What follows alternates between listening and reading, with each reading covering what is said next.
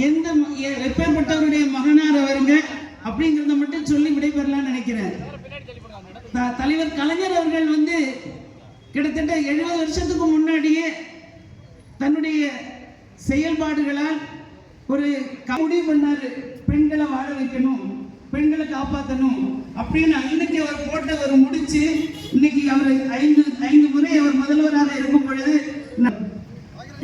திருமணமானவர்கள் கஷ்டப்படக்கூடாது, அவருடைய வருத்தத்துக்கு ஒரு வழி செய்யணுங்கிறதுக்காக தான் அனைத்து ரேஷன் கார்டுக்கும் 6000 ரூபாய் வழங்கினார்கள்.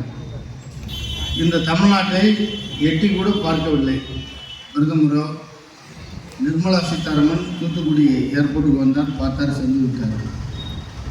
எந்த நிதியும் ஒதுக்கவில்லை. இப்படி தமிழ்நாட்டை வஞ்சிக்கின்ற ஒன்றிய அரசை கண்டிக்க வேண்டும்.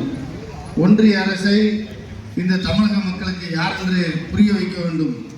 இன்னும் ஒவ்வொரு கட்டங்களிலும் வேலைவாய்ப்பில், கல்வியில், அனைத்திலும் தமிழகத்தை புறக்கணிக்கின்ற ஒன்றிய அரசை ஓரணியில் திரள வேண்டும், ஓரணியில் அணி வகுக்க வேண்டும். திராவிட முன்னேற்ற கழகம் மட்டுமல்ல, அனைத்து கட்சிகளையும் கழகத் தலைவர் அவர்கள் எதிர்க்கட்சி தலைவர் இல்லத்திற்கே நான் சென்று ஓரணியில் தமிழ்நாடு இந்த பிரச்சாரத்தை அவருக்கும் எட்டி வைத்து அவரையும் உறுப்பினராக சேர்க்க வேண்டும் என்று இன்று சொல்லியிருக்கின்றார்கள். பண்பாட்டை, ஒழுக்கத்தை விதைக்கின்ற ஒரு முதல்வர், தமிழ்நாட்டினுடைய முதல்வர் கழகத் தலைவர் அவர்கள்.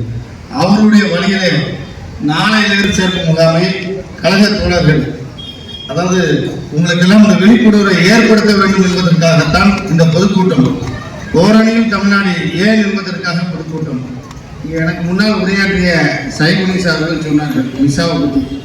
செந்தமிழ் அடியான என்னை போன்றவர்களுக்கு தெரியும், அண்ணன் மசூத் போன்றவர்களுக்கு தெரியும், இங்கே இருப்பவர்களுக்கு தெரியும்.